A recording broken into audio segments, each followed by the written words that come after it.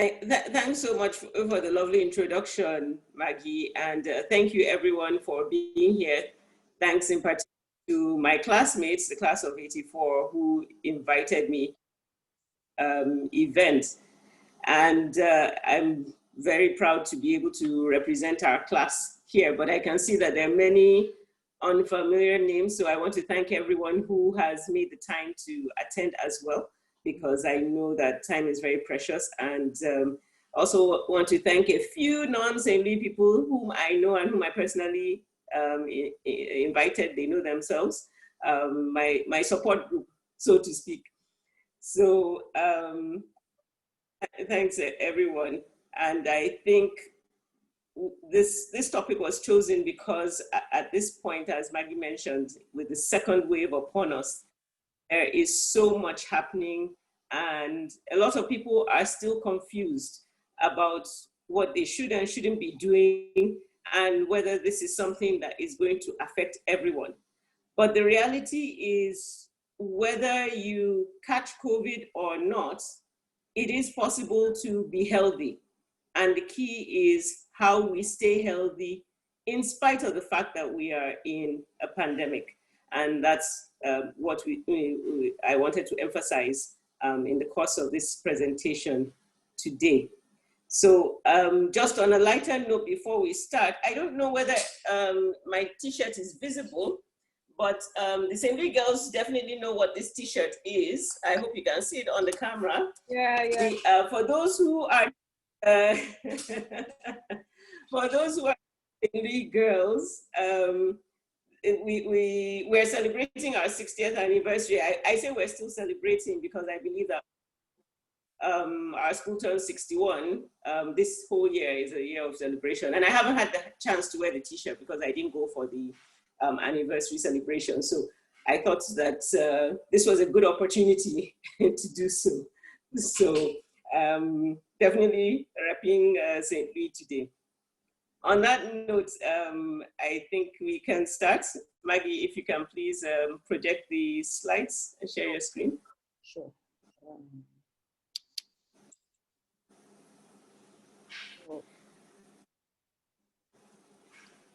All right. Okay. Gigi? Yes. Oh, okay. Okay. Are you able to put? Okay, great. It's in slideshow now. All right. So just going by the basics, what is COVID-19? So COVID-19 is actually an acronym for Coronavirus Disease of 2019. When it first was identified as a new disease, we just said that it was a disease caused by the novel coronavirus. But over time, it got COVID-19, and that's what it has been known as ever since then. And it's caused by a virus that is called the SARS-CoV-2 virus. So this is the sudden acute respiratory syndrome coronavirus 2. Now, there's been a lot of confusion about coronaviruses in general. A lot of people think that this is the only virus. And I know particularly at the beginning of the pandemic, there were lots of videos going around. People will show cans of Lysol or bottles of Clorox. Well, it says here it's effective against coronaviruses. That means this isn't new. That's actually not true. Coronavirus is a term that refers to a family of viruses. And because of that, we know that there are many viruses in that family. So when you have your common cold, what we like to term cough and catarrh in Nigeria, that is caused by a coronavirus. There have been a couple of other epidemics before this one. So an epidemic is when a disease affects several countries. A pandemic is when it affects the whole world. So right now we're in a pandemic because the whole world is affected. But there have been some epidemics before. The SARS epidemic in 2002, the sudden acute respiratory syndrome epidemic, and the MERS, Middle East respiratory syndrome epidemic in 2012. And all of these were caused by coronaviruses. So when those cleaning agents and disinfectants, when they say that they're effective against coronaviruses, they're effective against the family of coronaviruses. this virus was only, this particular one that causes COVID-19 was only identified in humans at the end of 2019. And the name coronavirus comes from its appearance when it's viewed on the electron microscope. It looks as though it has spikes on it. The background of the slide is like a cartoon representation of a coronavirus. It looks as though it has spikes, and because of that, it was said to look as though it had a crown. And so coronavirus comes from the word corona, which is Latin for crown. Next slide, please.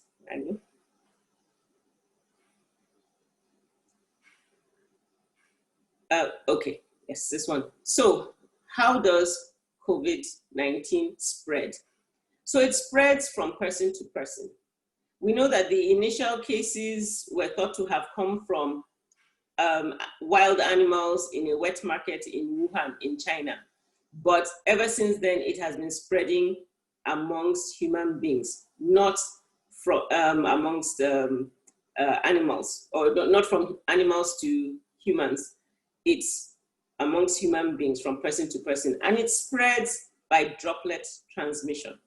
So when we talk about droplet transmission, droplets are usually not visible when you are breathing or talking.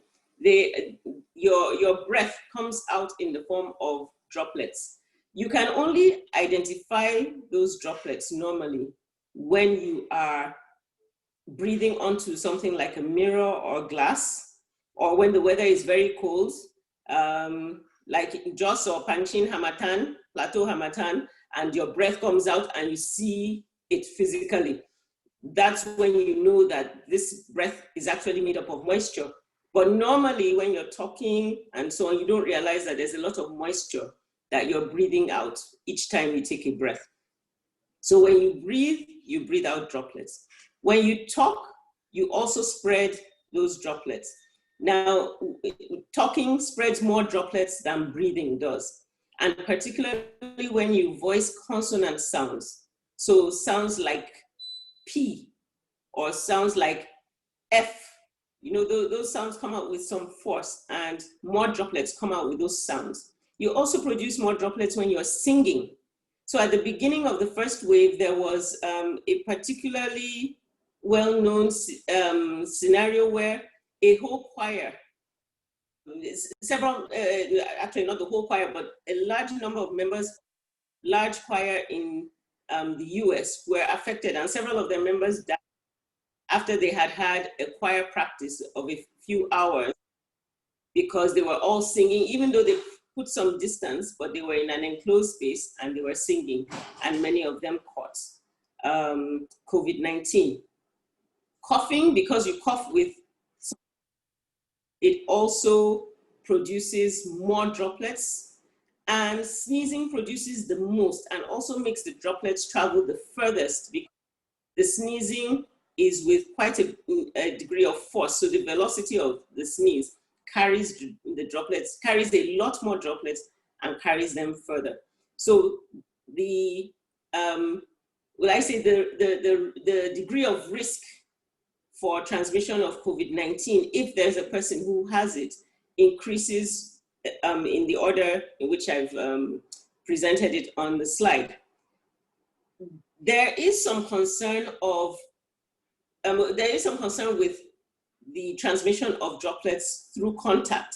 Contact with people's hands are the biggest risk, which is why we're advised not to shake hands anymore.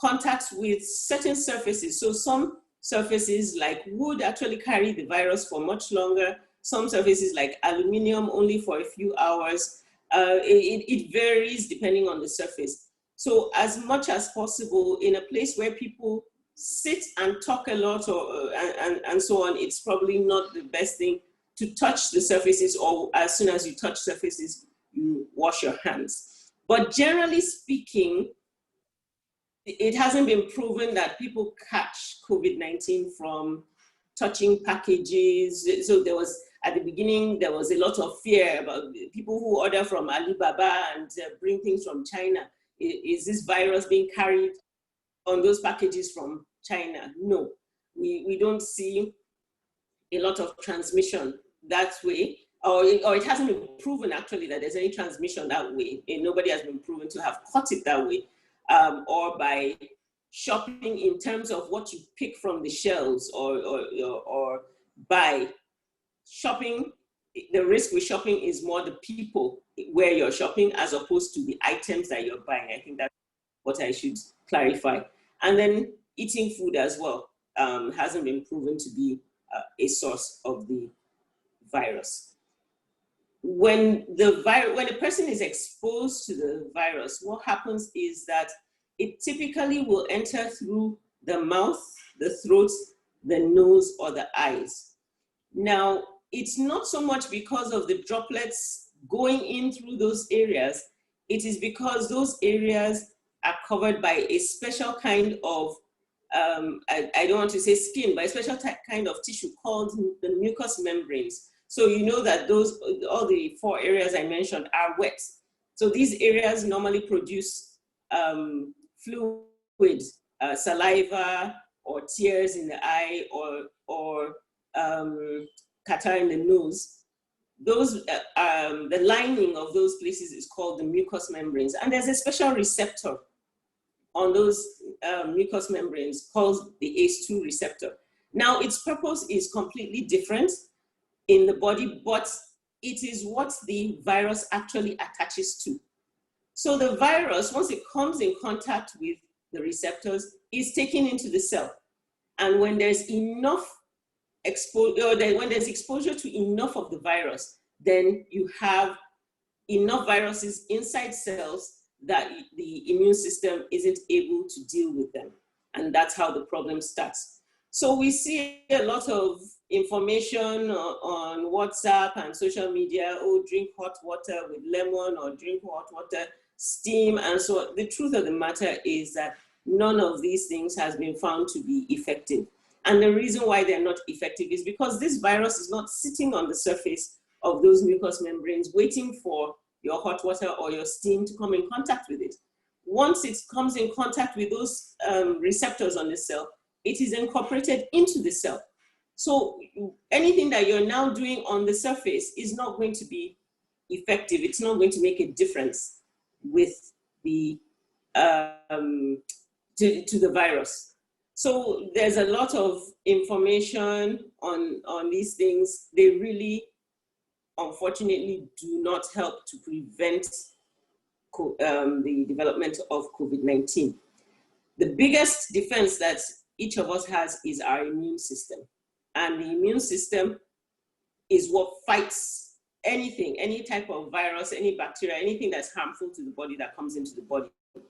But we know that certain diseases also affect the immune system. So, and they reduce the ability of the immune system to fight. So people with what we term chronic diseases, these are long-term diseases that you continue to manage, you don't cure them. Hypertension, diabetes, heart disease, people with cancer, people with asthma, people with sickle cell disease, HIV, they are vulnerable, or they are more vulnerable to the effects of this disease because their immune system can't respond promptly to the presence of a foreign object, in this case, the SARS-CoV-2 virus, and resist its incursion into the body. And once it is in the cells and there's nothing resisting it, then it starts to replicate and divide and increase in number. And that is where it begins to cause havoc. Next slide, please.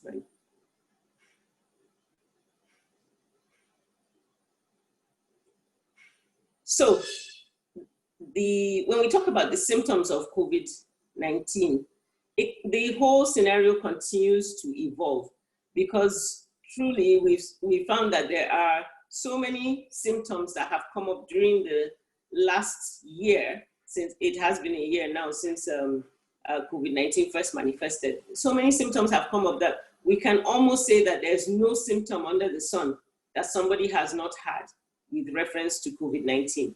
So the common ones, or the most significant ones still, are a dry cough and fever. So when we say a dry cough and a fever, yes, typically the more common scenario with COVID-19 is that you're not coughing up any phlegm with the cough. However, there are many people who have also had COVID-19 and they still cough up a lot of phlegm. So if there's a wet cough, it doesn't mean that it can't be COVID-19. We also know that some people will have a fever, other people will not. So a fever is not an absolute either with COVID-19. Some of the symptoms mentioned here, the headache, difficulty breathing, runny nose, abdominal pains, sore throats, we see quite a few people who present with those. Now, the one that has sort of become identified with COVID-19. So with diseases, we often look out for particular symptoms. Are there that we can say if a person has this symptom until it is proven otherwise, this is the disease that they have? So we call those types of symptoms pathognomonic symptoms. And the one that has become a pathognomonic symptom for COVID-19 is loss of taste and smell. So unless there is an identified cause for the loss of taste and smell, some people have no sense of smell to start with. I have an aunt who can't smell. She hasn't for decades. Some people, because of other medical conditions, they also are unable to smell.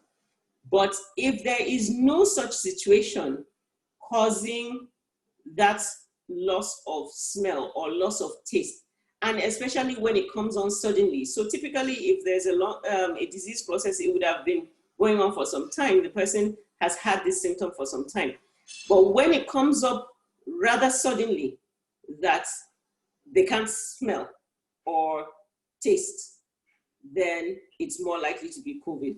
And I actually, I suffered from COVID in October, and this was pretty much the only symptom I had.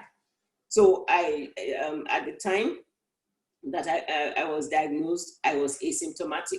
My husband was symptomatic. Because he was positive, I was tested, and I was asymptomatic at the time. But after a few days, I just realized one morning, and it was very sudden because I was very particular checking, could I smell, could I not smell?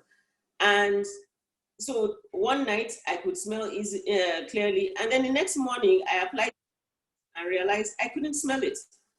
And I was sniffing, and I went to pick up a perfume bottle and I couldn't smell it. And I realized that that was the COVID-19 symptom I was experiencing at that point in time. So it doesn't mean that everybody who has it must suffer from loss of taste or smell. But in the current dispensation that we're in, with so many people having COVID-19 or community transmission, if there's a person who has a sudden loss of taste or smell, we consider that to be COVID-19 until proven otherwise. Diarrhea and vomiting aren't mentioned here. They're also very common symptoms with COVID-19. Some people have had the severe effects of blood clotting that comes along with the disease, causing problems with their fingers and toes before they even realize, and that's what takes them to the hospital. They start to have pain and swelling in their fingers and toes, and that is how they're tested for COVID-19, and it's then determined. So there's so many symptoms, really, that can be related to COVID-19. Next slide, please.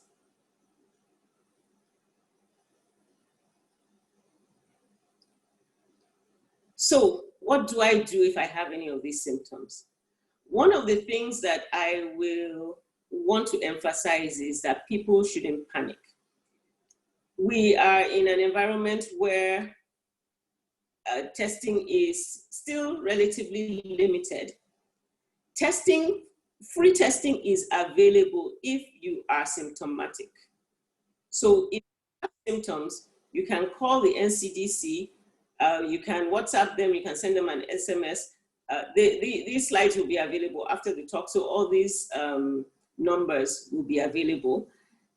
You can contact them for testing, and each state is supposed to have a COVID helpline as well. I didn't put the numbers because people are calling in from a variety of places, so I didn't put any numbers here, but each state is supposed to have a COVID helpline, and many of the states have been publicizing how this can be reached. It's only though if you have symptoms, and even if you can afford to have the private testing done, we don't advise that it is done routinely. We have some people say, oh, I want to be tested because I just want to know.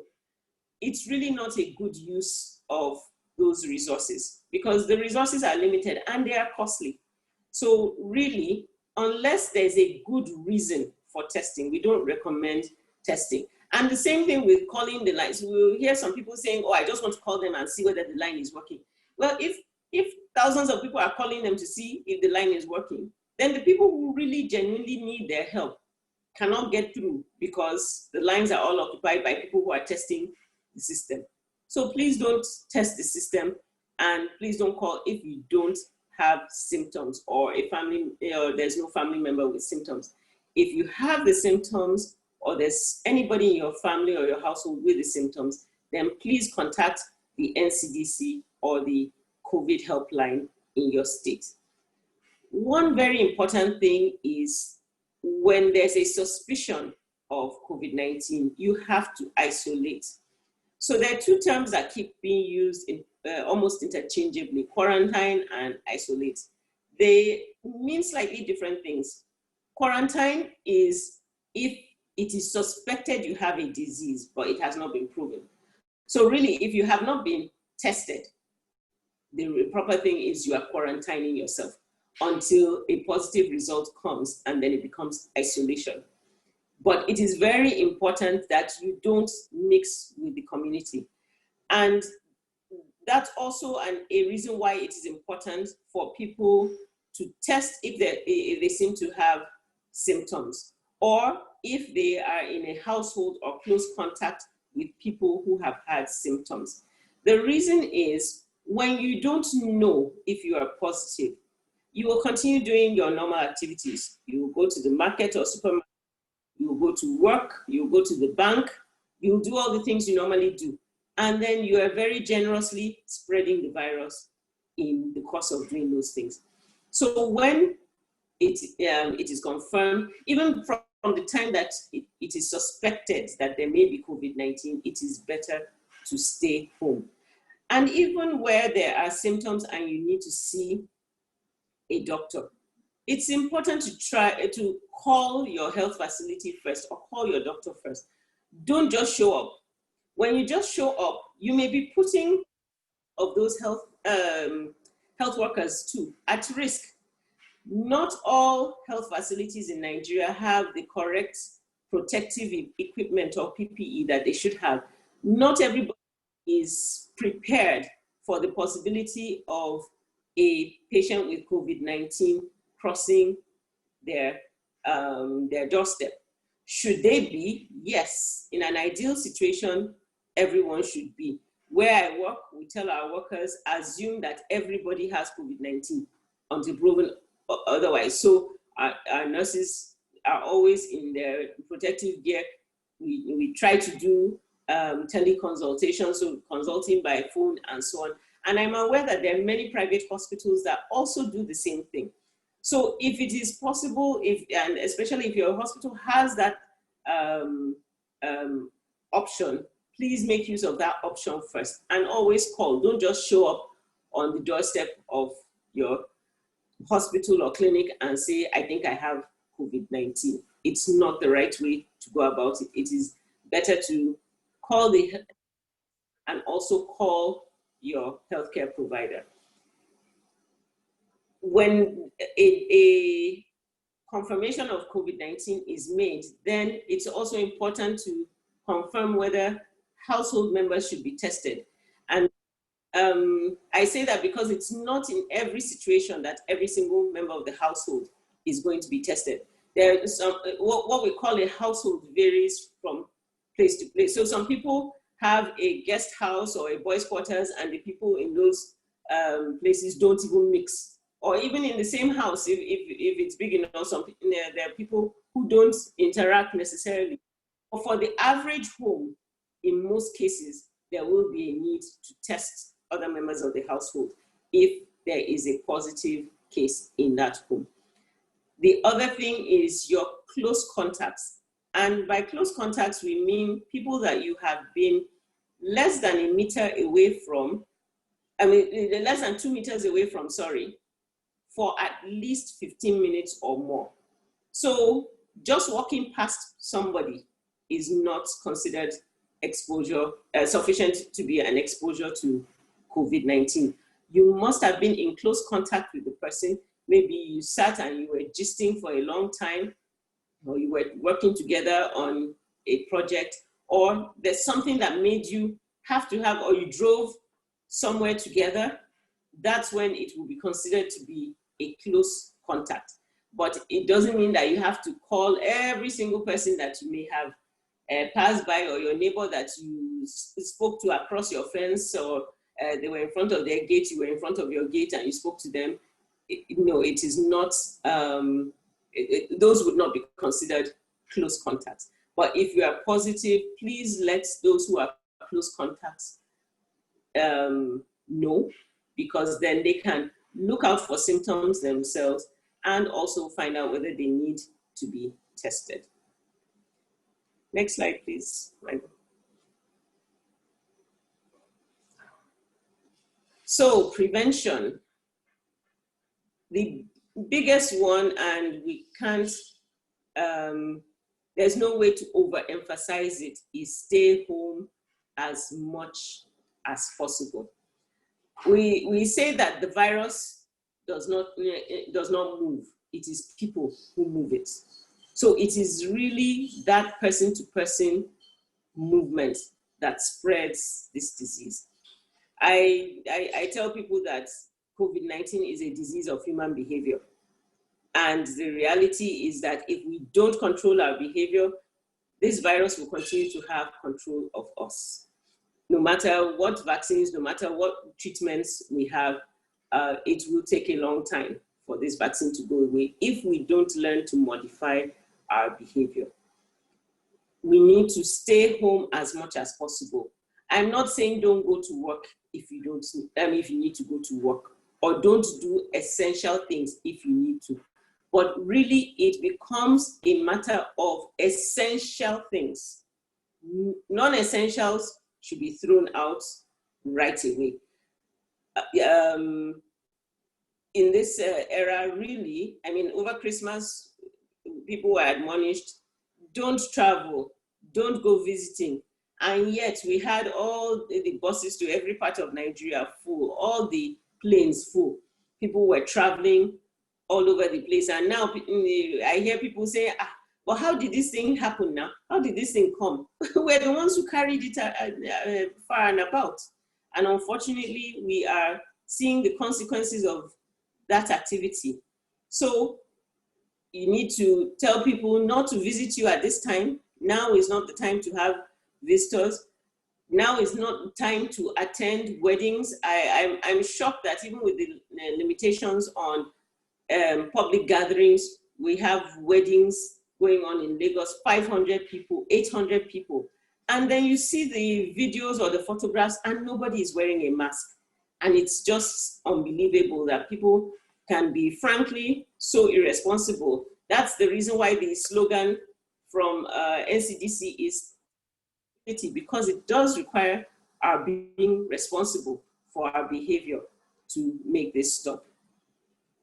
Some people talk about, use the term social distancing. Others have started saying physical distancing. Term you want to use. You should, as much as possible, try to be 2 meters away from other people as much as possible. And that is because when we talk about droplet infection and droplet transmission, the droplets don't travel far. They're carried with moisture. Water is heavy, so it drops to the ground. So whether you're talking or breathing, it will usually drop within a space of 2 meters away from the person. Now, there's a small degree of what we call aerosolization of the virus and makes it airborne. So in that case, the water is evaporated, the virus sits on light dust particles and is carried further away.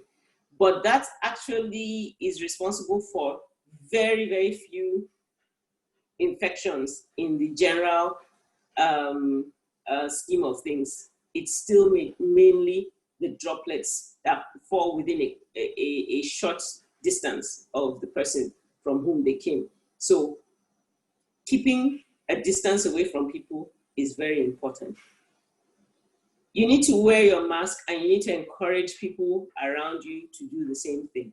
I know it's not very popular to walk into a place and have and remind people or take people to task for not wearing their masks, but it's something that we all need to be doing.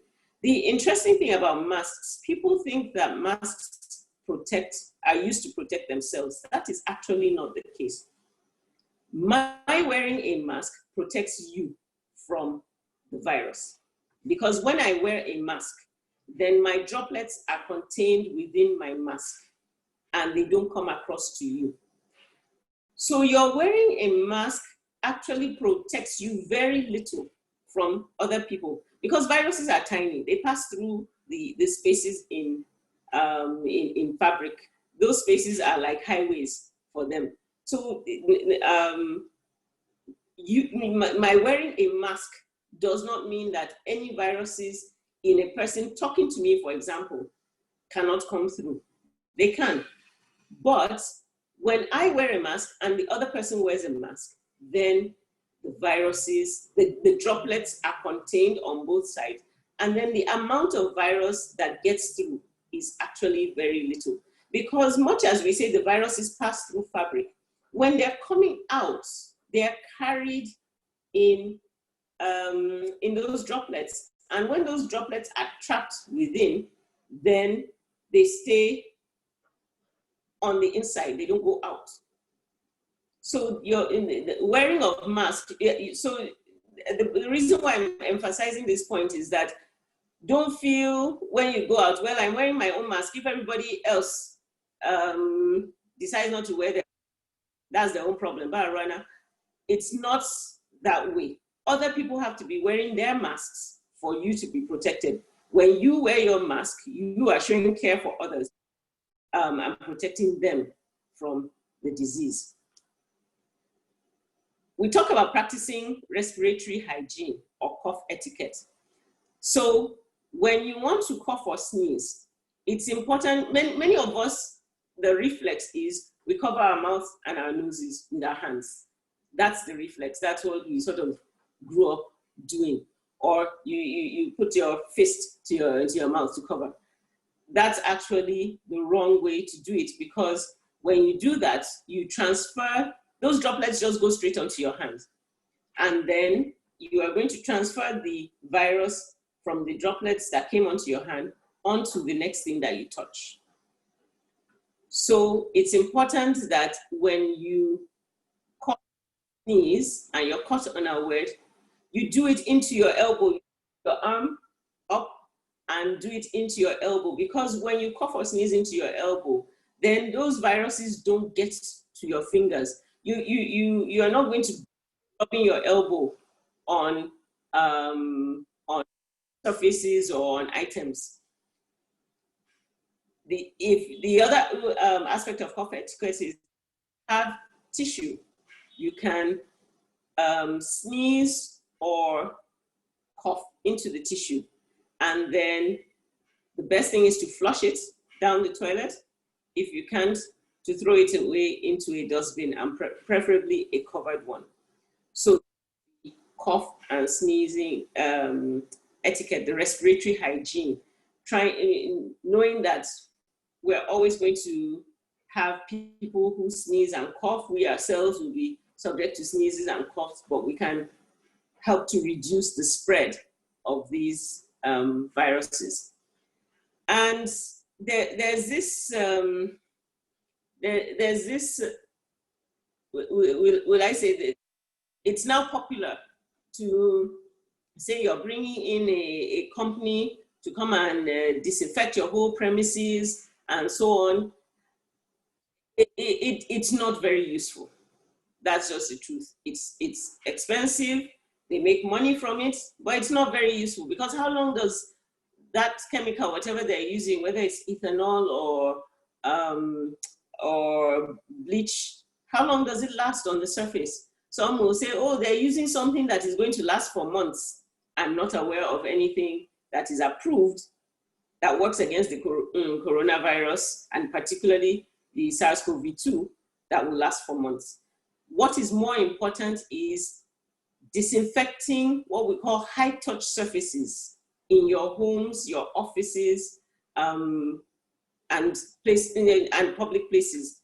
So disinfecting with dilute bleach. Some disinfectant wipes, Clorox and Lysol, for example, are effective against this virus that causes COVID-19. But not all wipes that are labeled disinfectant wipes actually work against this virus. So we also need to be careful, because I see so many things on the market, and when I'm in a store and I pick up the pack and I look at what the disinfectant in it is, it's really not useful. Dettol is not useful against the SARS-CoV-2 that causes COVID-19. Izal is not useful against it. So really, the interesting thing is, just like Ebola, your regular bleach, Jik, Hypo, Parozone, whichever one you use, they are the most effective thing that you can have commonly available that you can use to, and particularly door handles, stairway railings, handles of cupboards, table surfaces, places where people tend to gather a lot, speak, touch a lot. Those are the things that need to be disinfected regularly, at least once a day, preferably, several times a day, every 2 or 3 hours, if it is possible. Next slide, please.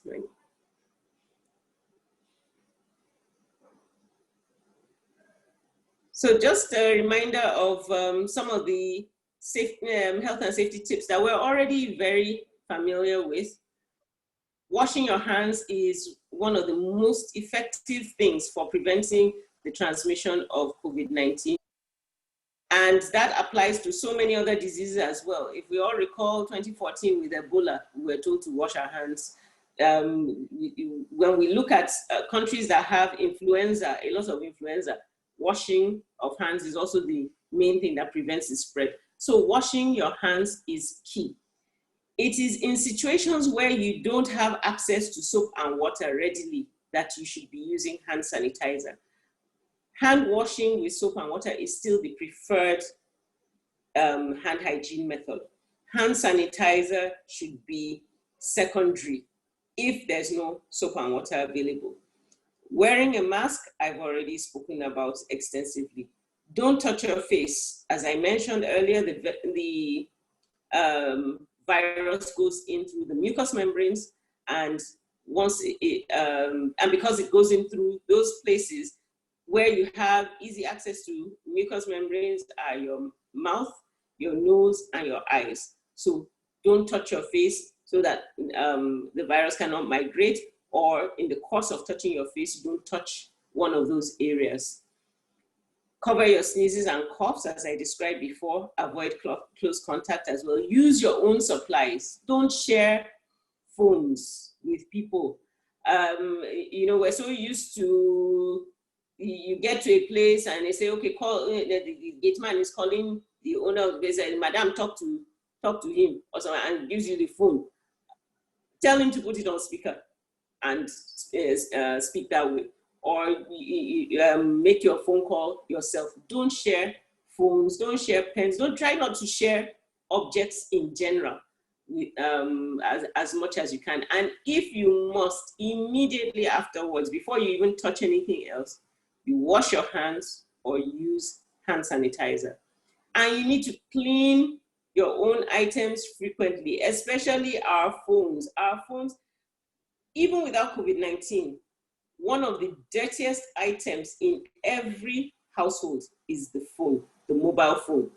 A lot of people carry it with them into toilets. A lot of people drop them on the floor or on dirty surfaces when they want to do something with their hands. A lot of people are very careless with their phones. And even if you're not, just the fact that you hold it close to your face when you're talking, a lot of droplets have gone on it as well. So it's very important to clean your electronics often.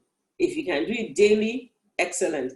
And even though you need to be careful, don't soak it in bleach, dilute bleach water or any. You can spray the dilute bleach on a tissue and just wipe the surface, or use a disinfectant wipe, an approved one, to wipe it. But the key is you need to keep things like your phones clean, your headsets, earbuds, even keys, things that are commonly in your hands and moved around. It's important you keep them clean. Next slide, please, Mandy. Just a little bit of information here on the proper way to wear a mask. We see many people, masks are purely for decoration. The mask is serving no purpose. Because once it is not covering your nose and your mouth, that mask is useless. So your mask must cover your nose and your mouth. The image of the man in the upper right corner, my daughter calls that a chin guard. She will say, Mom, that man is wearing a chin guard. He's not wearing a mask. Because really, that's what the mask, that mask is doing.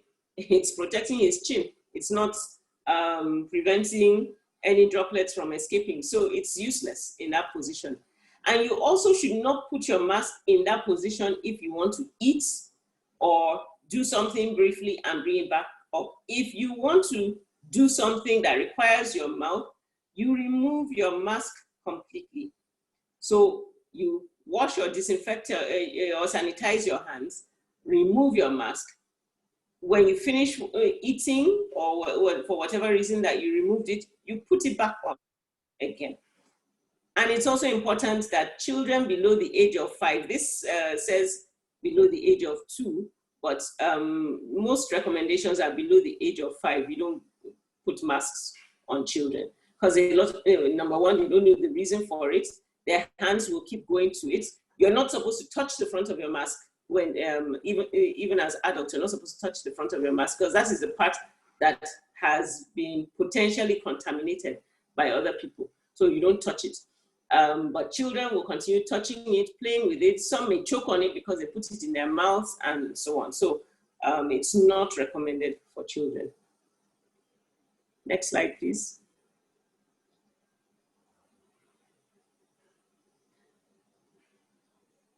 So what else can we do to protect ourselves? I decided to put this in the, divide this into physical health, emotional and mental health, and spiritual health, because all of those things are important in the context of what we're dealing with now. I know of so many people who are having panic attacks, who are having anxiety disorders, have gone into depression because of COVID-19. They haven't even had the disease, but they have suffered all sorts of mental health issues just out of the fear of COVID-19. So it's very important that we maintain all aspects of our health during this time. So eating a healthy diet, absolutely key. Plenty of fruits, plenty of vegetables, plenty of proteins. Eat a colorful diet.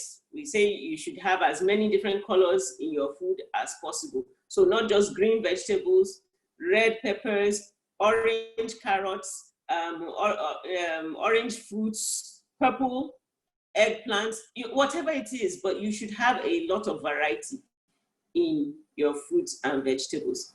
And I'm sorry to disappoint those who love supplements. So far, no supplements have been proven to be effective. Now, I'm not saying that they are not effective at all. There are some situations where some may be more effective for some people than others. But generally speaking, no supplements have been proven to prevent the development of COVID-19. Exercise regularly, very important. We need to keep. Can you please mute? Please, could you kindly mute your mics? Thank you. Thank you very much. Thank you. So exercise is very important because it helps your immune system. It helps your mental health as well. So it is key that you exercise regularly. And when you walk in the early morning or in the evening in the sun, it helps develop vitamin D. So we know that vitamin D helps the immune system. But we also know that, as with many situations, it is the natural form of vitamin D that's most effective. And some of the hypotheses going around about why the disease has not been as deadly in Africans as in other parts of the world has been our exposure to sunlight. There's the argument that many South Americans and many Asians also live in very sunny countries, but then they are also, in many cases, more industrialized, so staying in offices more than the vast majority of our people. So many of our people are out in the sun a lot every day. So there's a thought, there's a suspicion that that may be contributing to the lower mortality rates and even morbidity referring to the amount of people who are actually sick. So we have a large number of people who are sick, but not, when we look at the proportion of the population, it's still not as high a percentage of the population as is where there are a larger percentage of the population is affected. So we don't have the firm evidence. There are several hypotheses about why we have fewer cases in Africa, one of the big ones, and it is a well-identified that vitamin D helps to reduce diseases that have to do with the immune system, because it does help to boost your immune system. But we also know that it is better to obtain it in the natural form. We talk about having periodic medical exams, and I'm very careful not to use the term annual medical exams, because it is actually periodic medical exams that are recommended now. So we used to talk about annual exams, but we now know that doing the same thing for everybody year on year does not actually reduce the number of deaths. It is when you do specific tests for people dependent on their age, their sex, their medical history, their family medical history, then you get benefits from that. Then you prevent early deaths. So we recommend periodic medical exams. So it's important that you also have health providers who know what to ask for and don't just send you for a whole basket full of tests and they're asking everybody to do the same test, because that's not the way it should be. We know that blood pressure is one thing that everybody should get checked, at least once or twice a year. Everybody should have their blood pressure checked. Blood sugar, for some people, once a year. For some people, it might be once in 3 years if their blood sugar is always very normal and there's no history of diabetes in the family. You really don't absolutely have to do it every year. Same thing with cholesterol.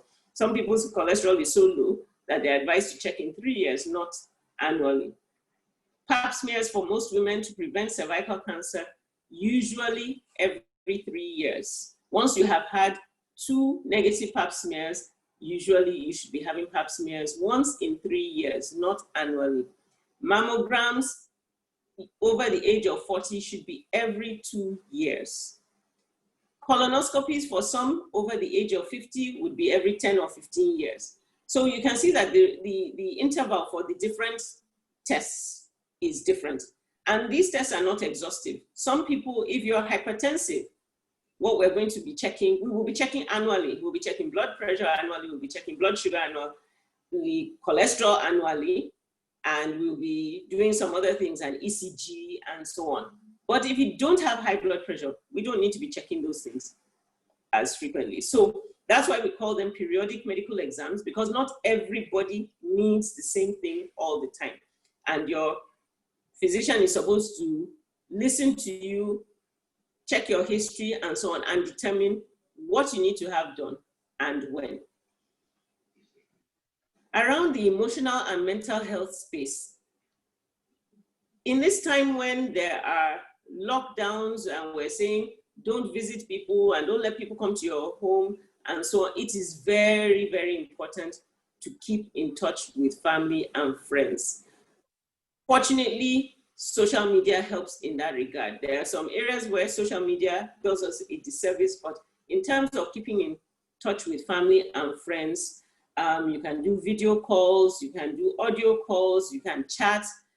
It's very, very important. Things like listening to music, learning new things, engaging your brain, keeping it active. They're very important at this time, because that is part of what helps people avoid thinking too much about what if, things that may never come to place and you're worrying about them. And that potentially could lead in some people to anxiety or depression. So it's important to engage your mind and your emotions and keep in touch with people. However, with social media, there is a caveat. We talk in medical circles about there being an infodemic going on. You know, I mentioned earlier epidemic and pandemic. There's also an infodemic that is taking place now. So much fake information out on social media. It is amazing. In fact, a lot of the time I just get tired of commenting on new things in the various groups. I belong to too many groups, so there's always, every day there's something worth debunking on one side, in one group or the other, but it's just tiring because there is so much of it.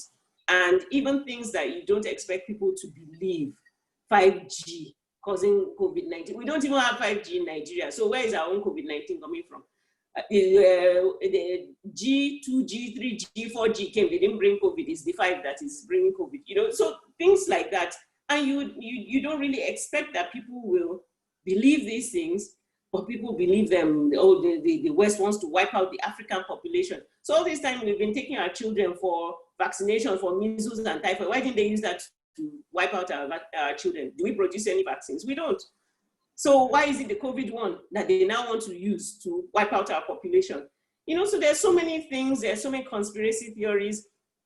And really, if you read or watch every single one of these, you will just be anxious and depressed without even leaving your home, quite frankly. So it's very important that we filter what we take in on social media. Spiritual health, prayer, as always, is number one there. Very, very important. Meditating, reading scriptures, regardless of what religion we belong to.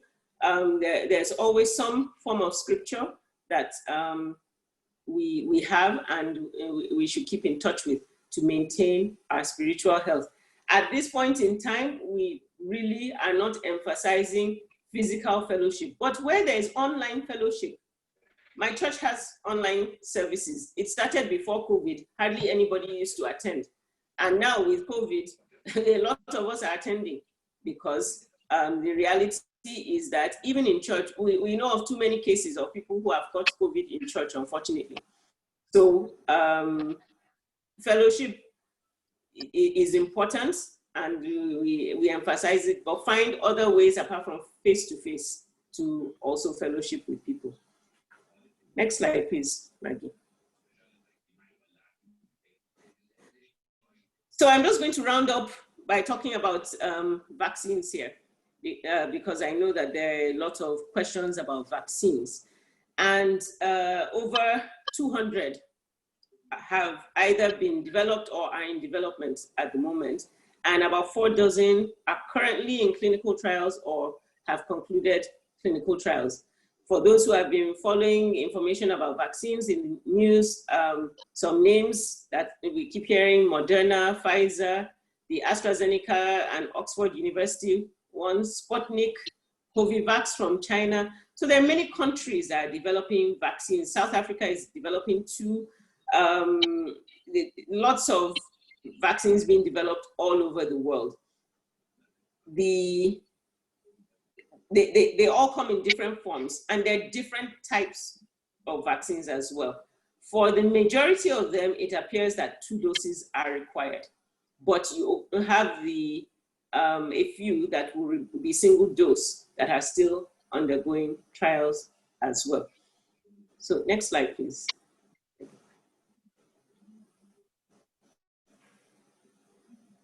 So I just want to talk about the mechanism of vaccination.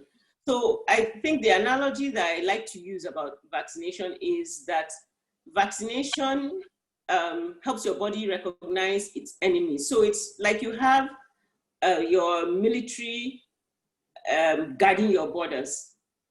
If somebody approaches them and they don't recognize that person is an enemy, they've welcomed them and greeted them very nicely and so on, and the person comes up and stabs or shoots them and is able to is able to breach your borders and come in.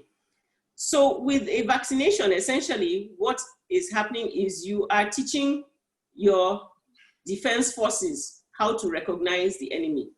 And there are various ways of doing that. Sometimes we use inactivated viruses. So the virus cannot, it's the virus that causes a disease, but it has been made inactive, so it cannot cause that disease. And then you introduce it into the body. Sometimes it is a virus, a part of a virus that is put into another virus that doesn't cause disease. So it is being carried by what we call a virus vector into the body. Sometimes it is a part of the virus. So for COVID-19 viruses, there are several of the vaccines that are called, that use the spike protein, of the virus. So as seen in the image here, it is the spike, the protein that those spikes are made of, the spikes that form the crown, is that protein that is introduced into a vector virus, or the mRNA or DNA for that protein, and I will explain that further, that are introduced into the body for the body to recognize as foreign and then create antibodies to. So your virus is what we call, or the proteins on it are what we call antigens. Those are things that create a reaction in the body or cause harm. And your body then creates antibodies to those proteins. And when the body creates antibodies to them, those antibodies can then recognize that same type of protein when it comes into the body again. You also have a certain type of white blood cell called a killer T cell that also is now primed to recognize that this is an enemy and it needs to go and kill it. They then destroy any cells. Viruses cannot live on their own. They have to go into a living cell. They are not living organisms. They're a very funny a type of, will I say microbe, but they're not living in the sense that we know living things. If we remember our characteristics of living things, those of us who are in Mrs. Brenya's class in biology, a living thing has to be able to reproduce, and it has to undergo respiration and excretion, nutrition, and so on. Viruses don't do all that. So we don't even talk about them reproducing. We say they replicate or they divide, because they don't, not even divide, they replicate because they don't undergo reproduction in the sense that we relate reproduction to living things. So the DNA or deoxyribonucleic acid is what makes up genes in living things and in viruses. Now, RNA and what we call mRNA or messenger RNA is a single strand of the same material that makes up DNA. DNA is 2 strands, but RNA is 1 strand, and it is that RNA that gives a cell the information on what to produce. So what happens with the DNA and RNA viruses, vaccines, sorry, is that they introduce that, will I say, the materials that the cell will use to create the protein. And when the cell has now created the protein, antibodies can be made in the body against it. It's a little bit complex, but they are actually very simple vaccines to make. The technology came about within the last decade or 2. And because of that, and also because a lot of viruses are very tricky, we don't have mRNA vaccines going around, but the technology has been around and it has been tested for Ebola vaccines and many other vaccines before the COVID one. But it was found that it was one of the quickest ways to get a COVID vaccine to market. And because COVID, the virus didn't behave the way some of those other viruses behaved, it was actually amenable to the mRNA vaccine and the DNA vaccine. So I know it's a little bit complex, and maybe when the slides are received and one can see the images better, then it will make a bit more sense if I haven't made very much sense with my explanation. Next slide, please, Maggie.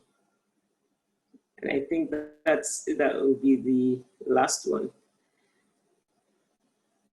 So just some of the common names that we are aware of with vaccines, and why there's also going to be some difficulty even with Africa. So a lot of people are talking about, oh, the vaccines, when are they going to be available? The reality is that some of these vaccines, we can't even make use of them in Nigeria because technology required is quite significant. The Pfizer vaccine requires -70 degrees centigrade storage.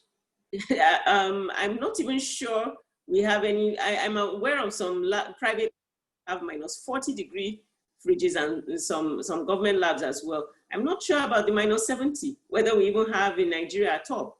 So the technology required to keep it safe and active is just not available in most of sub-Saharan Africa.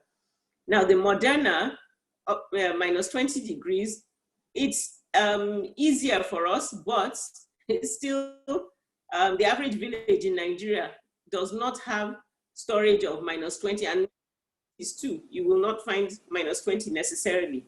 So it may also not be easy, because even where private individuals or organizations can have these facilities, a lot of the government locations will not have them. So we really will be relying on ones that can be stored at regular fridge temperature. And I know it was in the news some months ago that Russia wanted to give us some of the Sputnik vaccine. I think China will also be providing some vaccines. All those ones are meant to be at regular fridge temperature. So part of the reason why we can't even be in the first wave of vaccination is because we just do not have the logistical capacity to take care of these vaccines and keep them safe. Next slide, please. So in summary, I've talked about how COVID-19 is highly contagious, and we are in the middle of a pandemic, and we're in the second wave now, and that is actually worse than the first wave, and it will continue to spread if we don't modify our behavior. While it is going on, whether we are at risk of it or not, it's important that physical, mental, emotional, and spiritual health is maintained.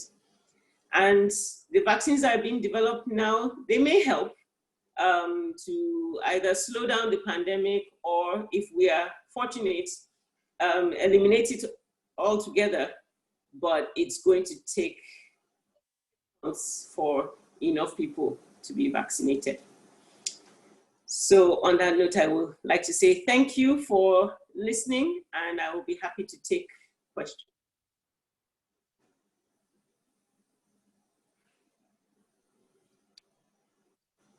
Thank you so much. I almost called you G.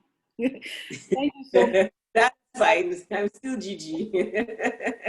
Our own Gigi back in school. Thank you so much for this in-depth information that you have shared. I mean, it's really, really exciting. I know that one thing is you can read about COVID, you can watch on TV, but sometimes you need this type of personal interactions, you know, to have then this kind of conversations where you can really ask your own questions and then share your comments, share your views, even share some of your experiences. I am one person that I'm a COVID survivor. I also had COVID late December and then, mid-December actually.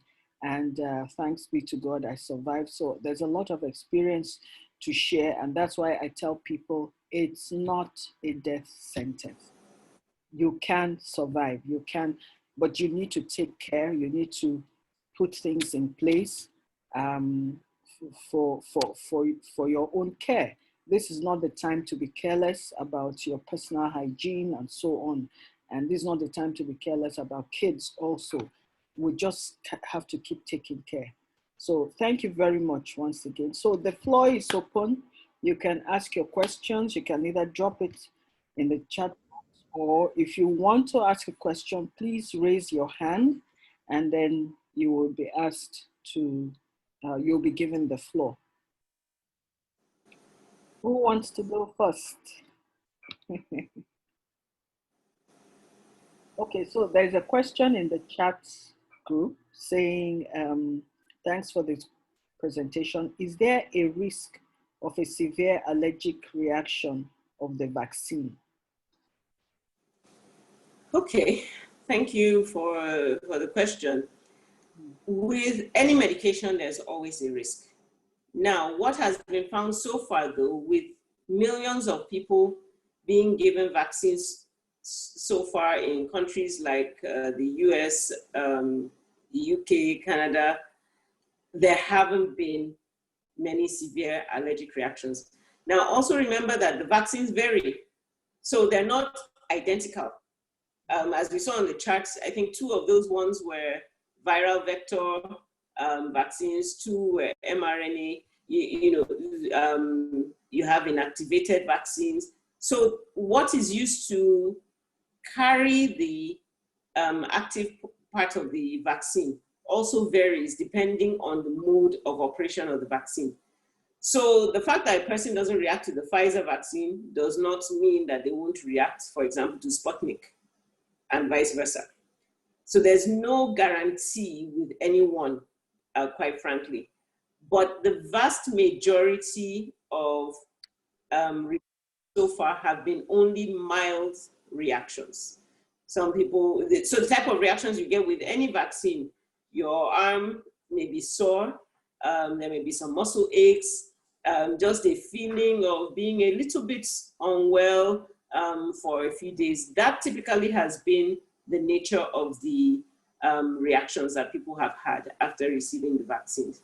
Nothing more serious than that. Thank you so much. Okay, so there's another one. Can Maggie. Yeah. Margaret, this is Irene. Good morning, everybody. Oh, hi, Irene. Go ahead. Hi. Hi. Hey, Gigi. Hi, Alabama. I know. Thank you for that presentation. That was a good job you did right there. Talking about the vaccine, I took the vaccine on the 28th of December. So far, no reaction, nothing. I didn't feel anything. So it's been good. I took the Pfizer one, and I'm going for my 2nd dose on Tuesday. So good for you. Can you see my 2 thumbs up? I can see them, yeah. I can see them. So like you said, mostly no reaction. Most people that have taken it so far, no, I haven't heard anything. Everybody has been good. And like I said, really nobody has complained, you know? So for the Pfizer one, the people that I know that have taken, they've been good. No complaints yet.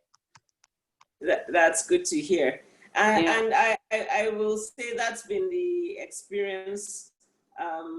Several of my classmates who work in the US, who work in the UK, Canada, other parts of the world, they've received the vaccines as well. And they make a point of posting it on our class, our medical school class WhatsApp group. So they post graphs when they get it. So, and then people are like, okay, let's wait and see whether you start growing any horns or you start drinking or anything will happen over the next few weeks. So, and several of them have taken both doses now, and no issues. Yeah. So, thanks for that personal experience. Well, you're welcome. Yeah. Thank you so much. Okay, Gigi. All right. So there's another question. How do we approach elderly loved ones that won't adhere to these precautions? I don't know if you're speaking, Maggie, your network. I don't know if I'm the only one who can't hear you. Can you hear me now?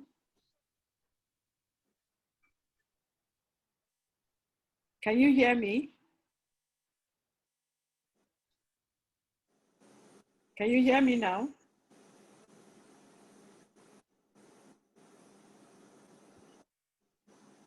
Maggie, you're frozen again.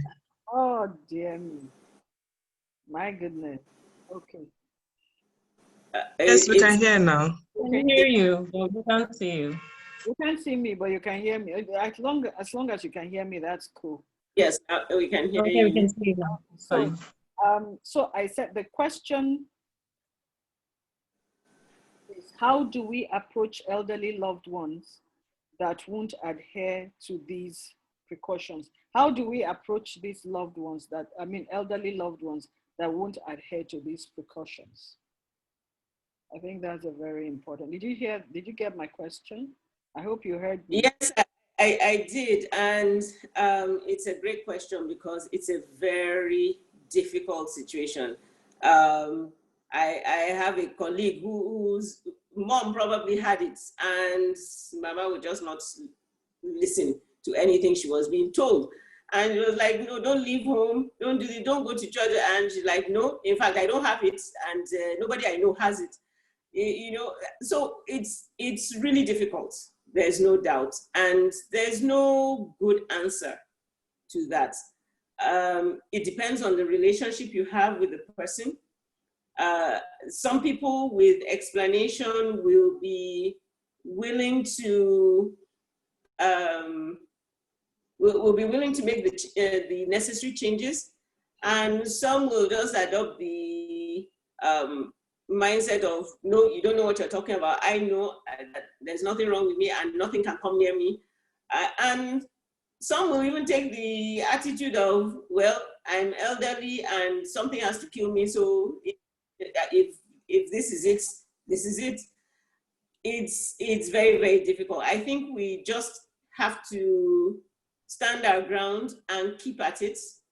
And even if you sound like a broken record, just keep making the effort, keep emphasizing, keep doing the right thing yourself, because that's key. So I've heard of someone who was told, well, if you come to my house with a mask, I won't answer you. And she kept going with the mask anyway. So, you know, but honestly, in a lot of situations, we even need to be careful about the visiting and so on, unless they live with us. If they're in their own homes, we have to be careful about going to visit, because sometimes we may even be carrying the virus and we don't realize it, and we're putting them at risk by going to visit. So it's difficult, there's no doubt, and I wish I had a good answer to that question. I really don't. I'll just add a bit to that, is that we just need to keep reminding them. I am also facing that with our parents, where we have to keep reminding, sorry, you can't go out, you can't do this. Oh, a friend of theirs died recently. They wanted to go for, you mean I can't go for the burial? I can't go for this. Okay, at least let me visit. And we're saying, no, not yet. Just phone calls, and then you will understand. My mom is in her 70s. My dad is almost 80.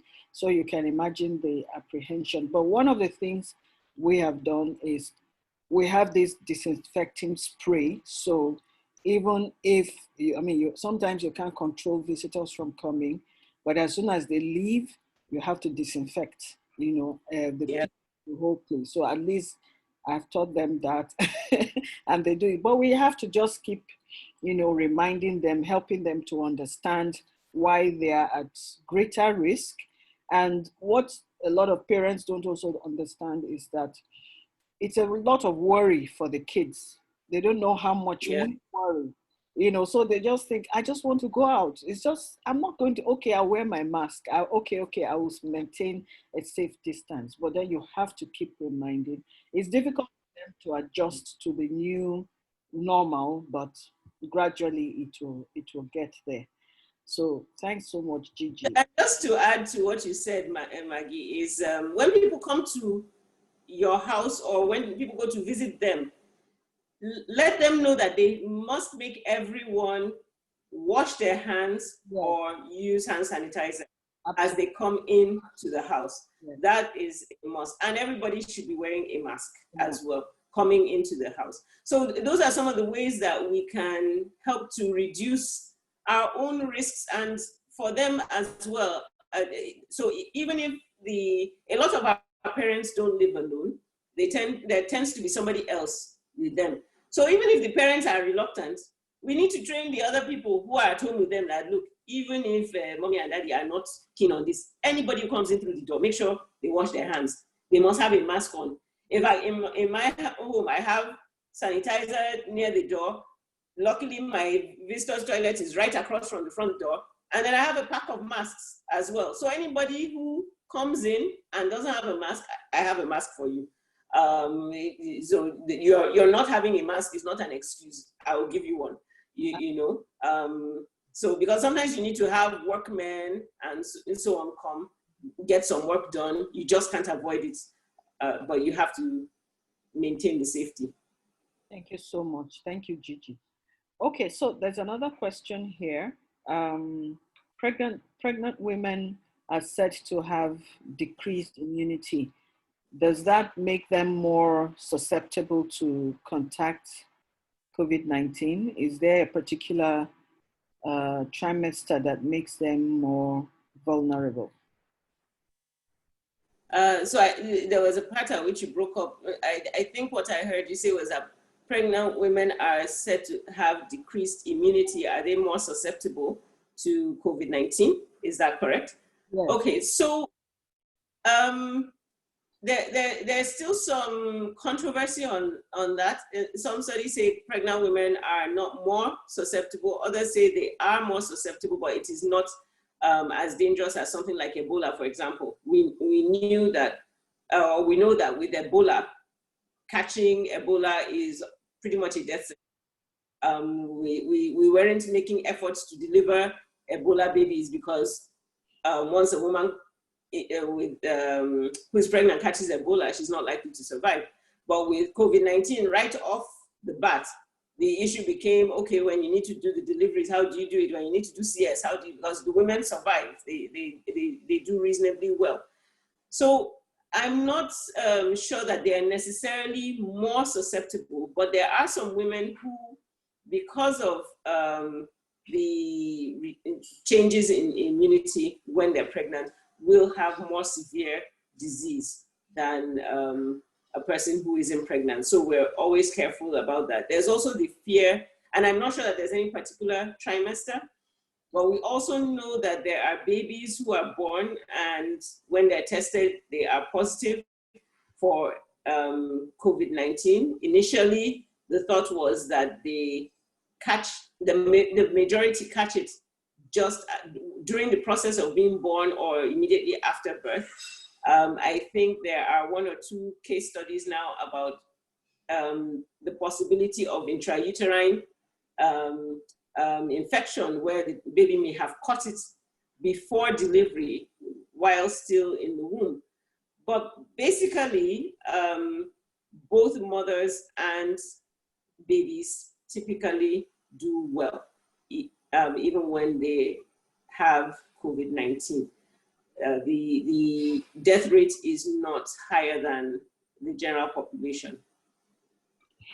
Okay, thanks so much, Gigi. There's another question here. Please, can you explain a bit more about the non-standard symptoms, particularly in teens and children? You mentioned swollen toes and fingers. As an example, my teen has chilblains. Okay, chilblains. Chilblains, okay, but nothing else. Maggie, you're frozen again. Oh my God. Should he be tested? But you got it.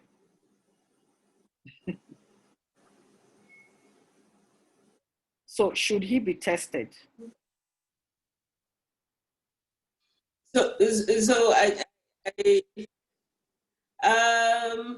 No, not automatically. So if I understand, the person has chilblains, which means that they live in a place where there is a proper winter, because chilblains come from freezing. So if there is a clear reason for it and the person doesn't have any other symptoms that would be suggestive of COVID-19, there's no need to test, because 1, that's an unusual scenario. 2, there's an explanation for it. It's already been identified to be chilblains. And usually the people who have issues with their fingers and toes, there are other symptoms present. The only thing is that sometimes people symptoms until they see these unusual ones. Some people, unfortunately, also are in denial. So some people will have symptoms that are, similar to many of these symptoms we've mentioned for COVID-19, but they will not go for testing or call a doctor. And if you permit me to say so, I always say that the ostrich that hides its head in the sand is liable to get kicked in the butt. And that's what a lot of our people do. They hide their heads in the sand. It doesn't mean that the danger is not there. It's still there. So not doing anything about it, denying it or not acknowledging it, doesn't make a difference. But really for children and teenagers, the risk is very low. Actually, their bigger risk is of bringing it home and giving it to adults. That's why we worry about them more. We don't have as many cases that are serious in teenagers and children. So unless there are many things that point to COVID-19, I really wouldn't test in that case. Okay, thank you so much. There's another question still around pregnant women and breastfeeding women. Can they receive the COVID vaccine? Please, can you stop sharing, Oiza?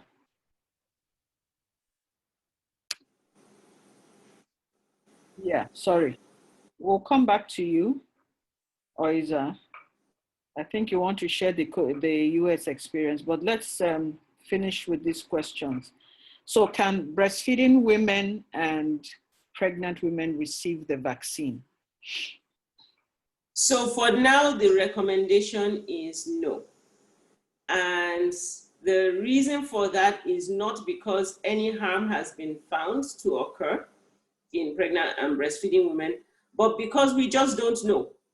So for ethical reasons, studies, all these research studies with 30,000 people, 40,000 people, and so on, we don't include pregnant women and breastfeeding women, because it would be very difficult to find women who would be willing to expose themselves to potential harm to their unborn babies, for one, when you don't know whether there will be any harm or not. And the other aspect is it's considered unethical to test on an unborn baby as well. So for all the studies that have been done, there were no pregnant women or breastfeeding women, unless the women did not know they were pregnant at the time of being enrolled in the study. And I think usually as soon as it's found out that they are pregnant, they are excluded from the study. So we don't have the knowledge of what the risk is for pregnant and breastfeeding women, and that is why they are being excluded.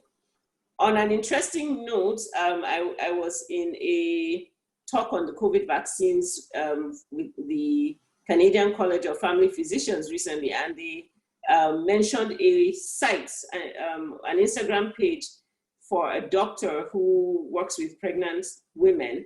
And when I went there, interestingly enough, one of the articles I found was a debate on whether pregnant women or breastfeeding women should receive the vaccine or not. And I was shocked to find that so many women were protesting the fact that they weren't allowed to receive this vaccine. Many of them said, I am pregnant, I'm breastfeeding, I should be allowed to make the decision myself, whether I want to receive it or not. They shouldn't be telling me I can't receive it. What if I feel that the risk is worth taking? What if I work in a place where I am exposed to COVID every day? And for me, the risk of where I'm working is greater than the risk of what may happen with taking the vaccine. So it was an interesting view that honestly I had never considered before, but just to say that, you know, those kinds of debates are going on as well. But the official stance for now is that it is not offered to pregnant and breastfeeding mothers. Awesome, fantastic. So I also want to just add this. Now we talked about isolation. This has been a big, big problem for many people, especially where people who are positive and have to isolate and treat at home. Is there any guidelines that we can give such people on how to isolate? First of all, yourself, because I was talking to someone recently who called and said, look, he tested positive and he's isolating at home. So his wife is with him helping. I said, no, your wife is not supposed to be there with you, you know. So it was a huge debate. So can you give us some kind of guidance? So, you know, the truth of the matter is that where a family is concerned, it's very difficult. Now, strictly speaking, if only one or some of the households are positive and others are negative, there should be separation. So the people who are positive should be isolating in a room, and they should be alone there. So you could, if you have 2 or 3 people who are positive in a household and the room is big enough, it could be that they would stay in the room together because they're already positive anyway. And then the people who are negative are supposed to be, you know, bringing food, maybe leaving it outside the door and so on. But it's easier said than done, quite honestly. It's very difficult to do that. And we can afford to say that because, you know, we thank God we live in homes where you have separate rooms. You have more than one room in the house. Even if the husband and wife normally stay in one room, one can choose to go and isolate in another room and so on. But there are many people where you have 8 people living in one room. Yeah. How do they isolate? It's really not realistic.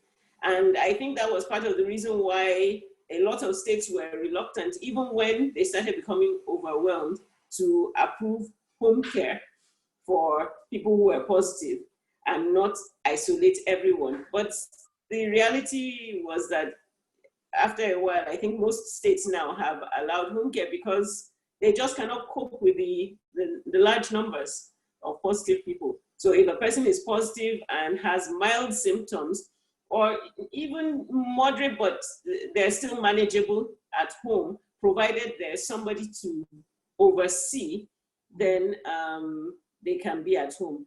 And NCDC does have a guideline on home care, their website. And the last slide in my presentation actually has a link to the NCDC site. So there's some information there. Okay. Thank you so much. Okay. Can you hear me now? Can you hear me? I think Yes, okay. we can hear you.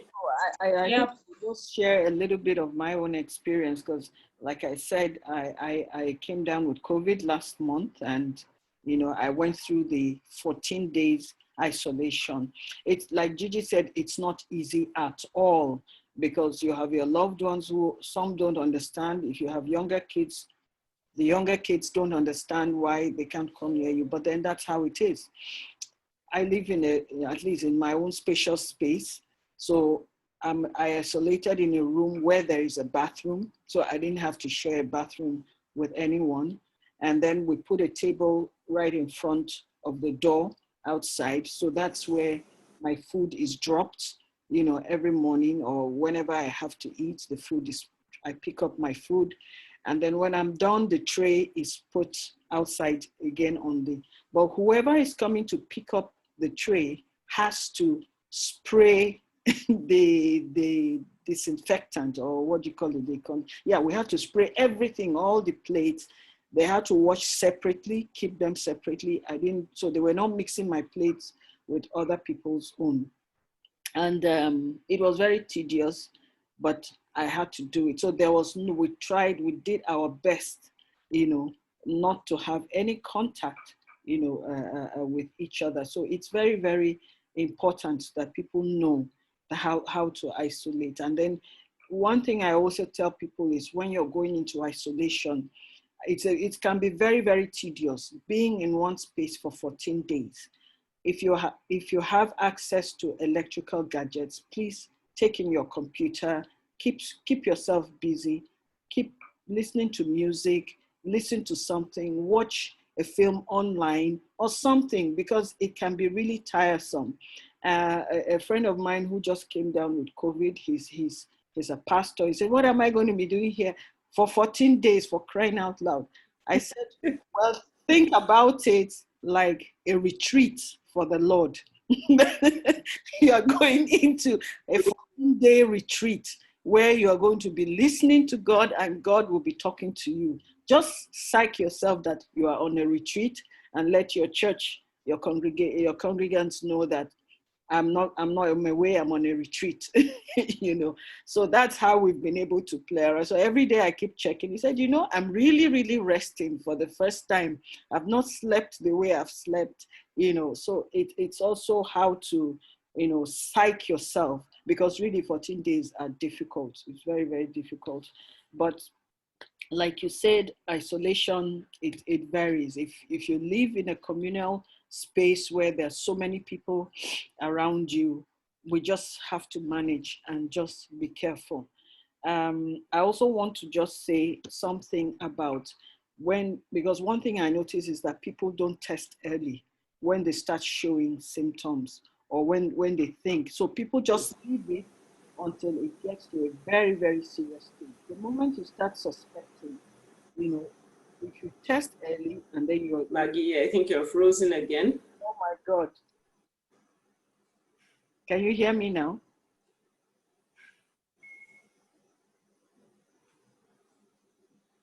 Maybe I should move to America. Can you hear me now?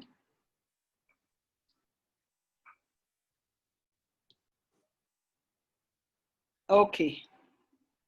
Okay, yes. Okay, so Okay. talking about testing early. So people just, need to test early. Don't wait. It comes like fever. So sometimes you think it's malaria, you think it's typhoid, but then I've not seen typhoid and malaria that comes with cough.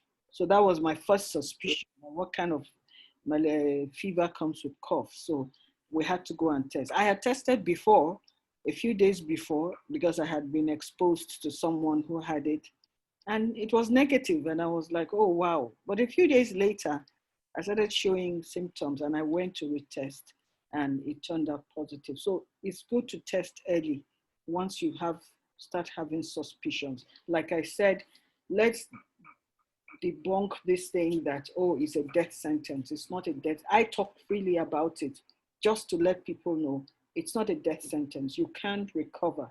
You go through it and you can recover. And there are many people who are recovering. Unfortunately, a lot of people have died because of, underlying issues mostly. And I always also remind people who are older. Okay, my internet is freezing again. I also remind people who are older, you don't have to expose yourselves to travels, especially in the workplace. Go around, walk around it. You don't have to. Many people I know were traveling and so on, and then you get exposed to it. So let's be very, very careful. Let's be extra careful. Gigi, I want to just ask one question. Schools are resuming. What do we do? Somebody like me, I'm so scared to allow my kids to start school. But then, schools are resuming. It's a very big debate. Yeah, and absolutely, if I go, as soon as you mention school, I'm like, oh no, why did Maggie ask me the hardest question possible?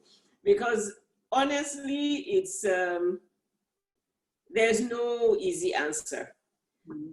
So especially if your children are day students, that is where the highest risk lies. Going, coming every day. I honestly, the only thing I can say is make sure that the children, one, make sure that you have that interaction with the school. So ensure that your children's school knows the right thing to do, and they are doing it, and they are enforcing it with the children, and the children know the right thing to do as well. So have those conversations at home so that the children know what they should be doing, why they're not supposed to hug their friends when they get back to school, why they're supposed to maintain a distance, why they're supposed to not remove their masks when they're in school, and so on. I'm lucky. My daughter goes to a boarding school in the bush. So, and you pay all these expensive school fees, and then the children even come out too smart, because when she came home from school, I told her, oh, you really should be in quarantine now that you're back home, because you're the person, you're just coming back home. And she said, no, I've been in the bush for the last 2 months with a confined group of, with a limited number of people, the same people all the time. On the contrary, you and Daddy are the ones who are supposed to be in quarantine. I don't know where you people have been going since I've not been home. And I was like, okay.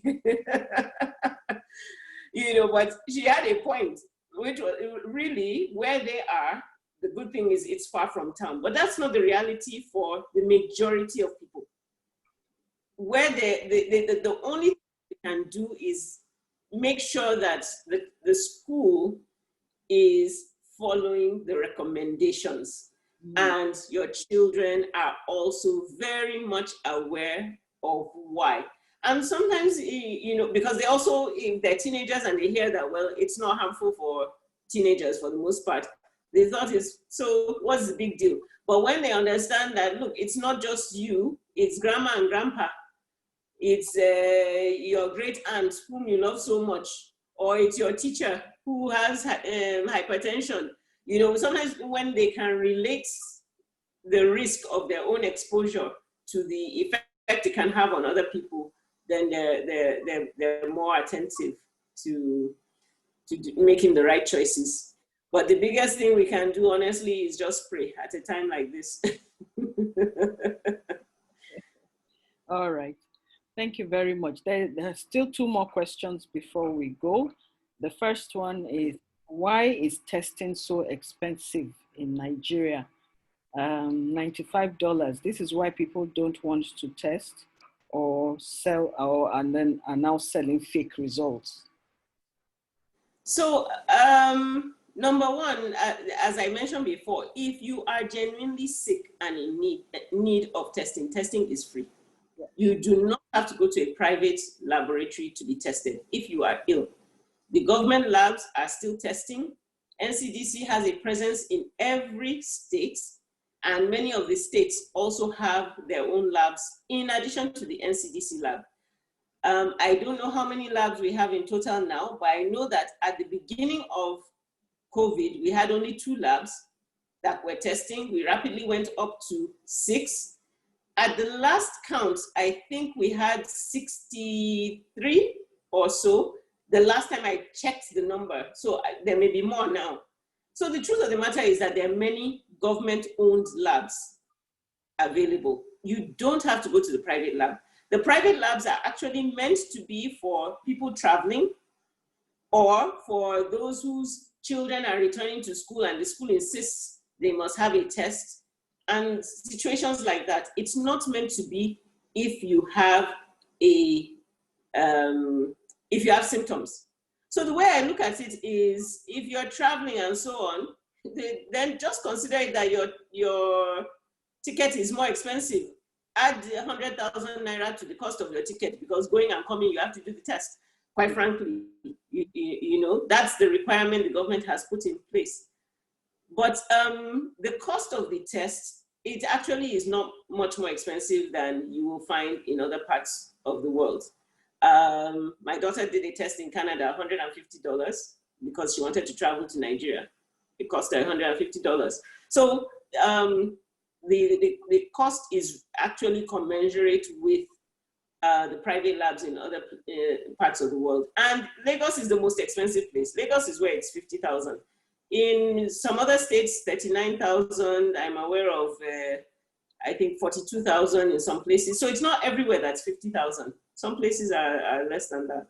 So it depends on the state.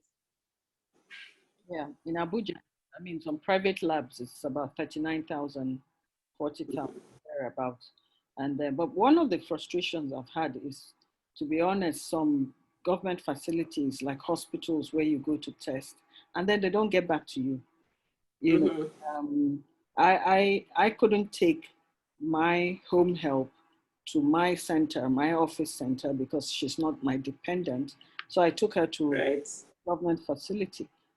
It's almost a month and still no results. So I think this is one of the frustrations people are facing.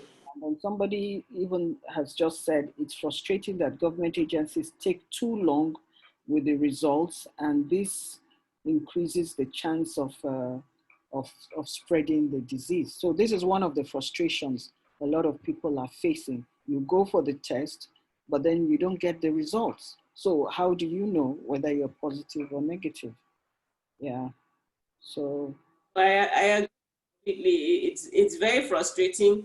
I mean, I remember my own team at a point, before there were any private labs, we had health workers who we had tested, and for a month we didn't get a result. And these people could not come to work, you know, until we were sure they were cleared at that point in time. So I understand completely the frustration, and unfortunately, it's a simple disease. The disease that affects our larger governments operations. Yeah, and we pray that it will improve.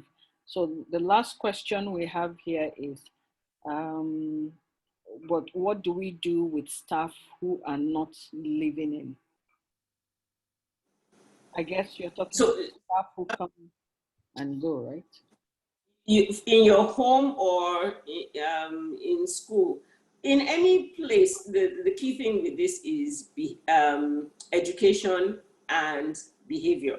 You know, I remember somebody making the comments that the only people in his area who were consistently wearing their masks and doing social distancing and so on that he knew were people whose jobs required they be tested. And if they were positive, they wouldn't go to work. They weren't allowed to go to work, and their livelihood was at stake. So he knew those people on his street, and he said without fail, they were following all the recommendations, rather than that they were the example on his streets. So the education is key, because when you educate people and they know the reason why they must do the right thing, then they're more likely to do it. Yes, you cannot control what people do at home or in their free time, but when they know why they need to avoid going to parties or staying in the middle of the market, gisting with friends and things like that, then they're more likely to stick to it. And even when you're not there to watch them, they will use their masks, they will use their hand sanitizer or wash their hands or whatever it is, they'll do the right things because they know the impact of they're not doing it. But honestly, once again, it is totally dependent on human behavior, and all you can do is educate and train and hope for the best. You can't control other people's behavior, unfortunately. Absolutely. We can't control other people's behavior, but at least we can control ours. And that's why, as the NCDC slogan says, take responsibility. It's a personal responsibility. If people are not doing their part, you do your part. I think this has been a very, very, very interesting, very, very wonderful conversation. I mean, it's so in-depth, and I just wanted to keep going on, but that's it. I think we don't have any more questions, so which tells me I think our participants are very okay, with the information. Please, we need to be very, very careful. COVID is real. If you think it's not real, okay, so I've had COVID. I'm one example you can use anywhere and say, oh, somebody who has had COVID, so I know it's real. It's real. And believe me, the experience is not funny. Thankfully, I don't have underlying issues, but still, they're going through it. It's not easy at all, and it's not fun. So I just want to encourage everyone, please take care of yourselves. And more importantly, like Gigi said, take care of your health. Take care of your health. This is not the time to eat anyhow. Eat healthily, like she said, and just live a very healthy lifestyle. So the last word from you, Gigi. Maggie, before you go, Gigi. Yes, Irene. Can you talk about reinfection? Did you mention it? Oh yeah. Okay, I didn't mention reinfection. It is possible. So there are a few case reports that have come out of people who have been reinfected. So they had it early in the pandemic, and then some months later had it again. As of around September or October, the longest we'd heard of in terms of immunity after infection had been 5 months. But now there are studies showing that immunity post-infection can last up to 8 months. So we know that immunity post-infection is finite. It's not lifelong. And because of that, the possibility of reinfection is real. It usually will take some time for that to happen, but it is a possibility. Yeah. Thank you. Yes, I put it out there so that they would know, so that I won't say, if I get it one time, I'm good, So let them be. Actually, there are cases of reinfections. There are cases of reinfections going on. So people need to be careful. Just because you've been through it once, like Irene said, does not mean you can't get it again. People are being reinfected. So we need to be very, very, very careful. And especially this wave. This wave is very volatile. So we should be very, very is something else. Yeah. Okay, so is there anyone who wants to say something?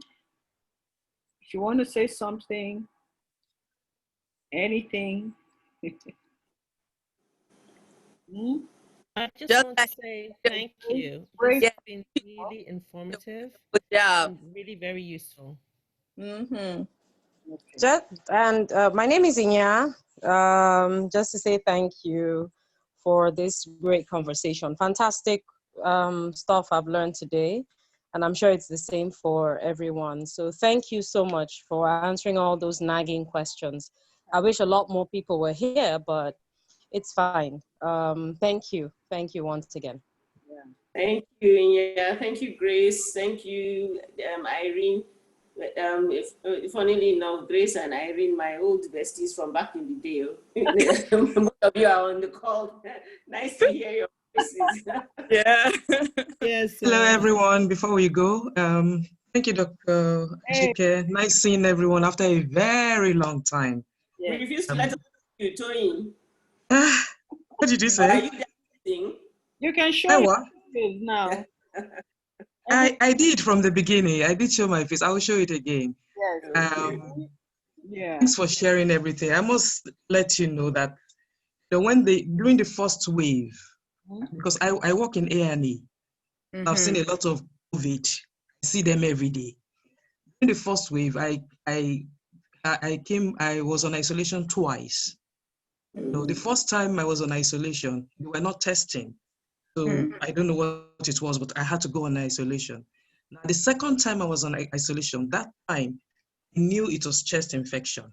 And they tested, it was negative. But when the antibody test triggers it, they said detected. That means I must have had it in the first isolation. But luckily, I've been fine ever since then because we test twice every week. Okay. Wow. Yeah, twice a week we do testing before we go to work. So just thank God. Everybody should just stay safe. When I watch video clips from Nigeria and I see the crowd, I'm like, hey, what's happening with these people? They learn. It is well. God will keep us safe. That's really the appropriate response. Hey. Let's stay safe. Let's stay safe. That's it. Let's stay safe. So feel free to give your feedback about this program. We've done our 2 hours already. So feel free, just drop in your feedback in the chat box. And I want to say let's have one last word from Gigi before we close. Well, I don't have much else to say other than thank you everyone for listening. Thank you for taking the time to be here this afternoon, this morning, depending on where you are. And really take responsibility. Do your bits. It helped to educate others as well, because I always tell people that caring is sharing, or sharing is caring. Don't keep the information to yourself. Spread the knowledge as far and wide as possible, and intervene. Intervene politely, intervene with love where you need to, but don't be afraid to intervene when people are doing. Don't say for the week. Thank you. Thank you so much. That's right. There's no harm. So I think, like Gigi said, spread the knowledge, not the virus. Sharing is sharing. So let's spread only the knowledge, but not the virus. Okay. So once again, thank you very much, everyone. Thank you so much for coming, for joining. I'll go through your mails, and then we'll send you the slides. And if we can, if it's not going to be too heavy, we can send you this recording as well, so that you can always refer to it. So once again, thank you for joining us. And we hope next time we invite, you will join us again. Thank you very much. Thank you. Bye, everyone. Very enlightening. Thank you. Let's see each other. Put on your videos so we can just... I just came back from work. I'm in my robe. I just took a shower. Okay, so we're close. Yeah. Oh, thank you. So we're closing with our... I put on my video. Nice to see you, ladies. Yes. And there's Tony. Hello. Hi. Yeah, thank you. Wow.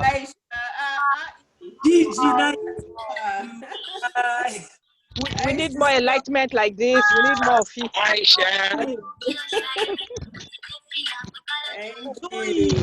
Can you see me? Awesome. Yeah. Yeah. Hi. Oh, look at you. So beautiful to see everyone. Marianne, Irene. Yeah, thank you. Keep safe, enjoy everyone. every bit of it. Regards to your family. We enjoy every bit of it. Thank you. More of this. Please, Meg, more of this.